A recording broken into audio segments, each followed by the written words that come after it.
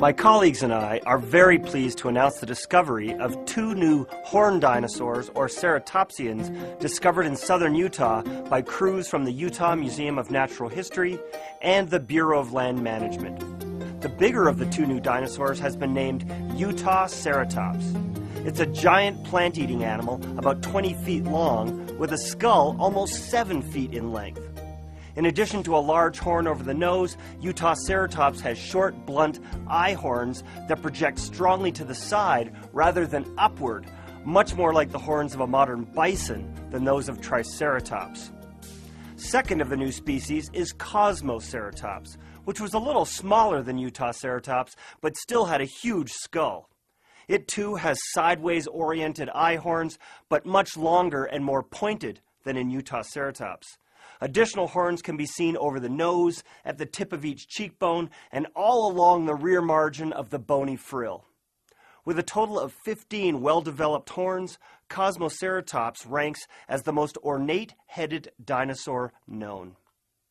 These new horned dinosaurs were discovered in Grand Staircase Escalante National Monument, which encompasses almost 2 million acres of high desert terrain in southern Utah. Grand Staircase is the largest national monument in the United States and one of the country's last great, largely unexplored dinosaur boneyards. During the past decade, crews from the University of Utah and several partner institutions have unearthed a new assemblage of more than a dozen dinosaurs in Grand Staircase, from giant duck-billed herbivores to menacing tyrannosaur predators.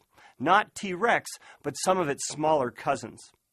Most remarkable of all is that virtually every identifiable dinosaur species found in the monument is new to science. And that is a major puzzle. For most of the late Cretaceous, a warm, shallow sea flooded the central region of North America. Extending from the Arctic Ocean in the north to the Gulf of Mexico in the south, this seaway subdivided the continent into eastern and western landmasses for almost 30 million years. The western landmass, known as Laramidia, was less than a third the size of present-day North America. So Cosmoceratops and Utah ceratops were inhabitants of this lost continent of Laramidia, living in a subtropical swamp about 100 kilometers from the seaway. Picture dinosaurs wandering through a Louisiana bayou, and you begin to get the idea. Most known Laramidian dinosaurs were concentrated in a narrow belt of lowlands sandwiched between the seaway to the east and mountains to the west. Since the 1960s, paleontologists have noticed that some major groups of dinosaurs seem to be found all over Laramidia, but different species of these groups occurred in the north than in the south. The notion of dinosaur provinces was very puzzling, given the giant body sizes of many of the dinosaurs and the relatively small size of Laramidia. Some paleontologists argue that these northern and southern dinosaurs didn't actually live together, but rather existed during different intervals of the Cretaceous. Utah ceratops and Cosmoceratops directly refute that criticism. Thanks to the discovery of several volcanic ash layers, which can now be dated, we can show that they lived at the same time as different varieties of horned dinosaurs up north in Alberta.